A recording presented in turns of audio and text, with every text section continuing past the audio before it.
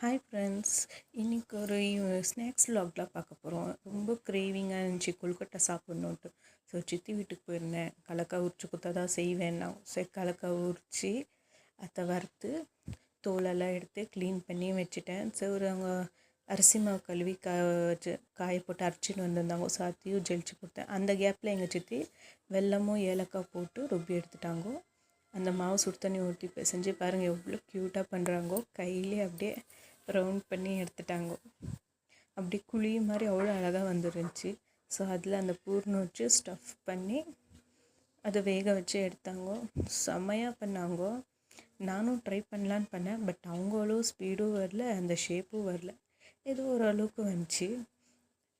சாப்பிட்டேன். செம்மையாக இருந்துச்சு. அவ்வளோ சாஃப்டாக இருந்துச்சு. இன்னும் கொஞ்சம் சாப்பிட்லாமான்னு இருந்துச்சு எனக்கு. Okay bye. நெக்ஸ்ட் வீடியோவில் உங்களுக்கு பார்க்குறேன்.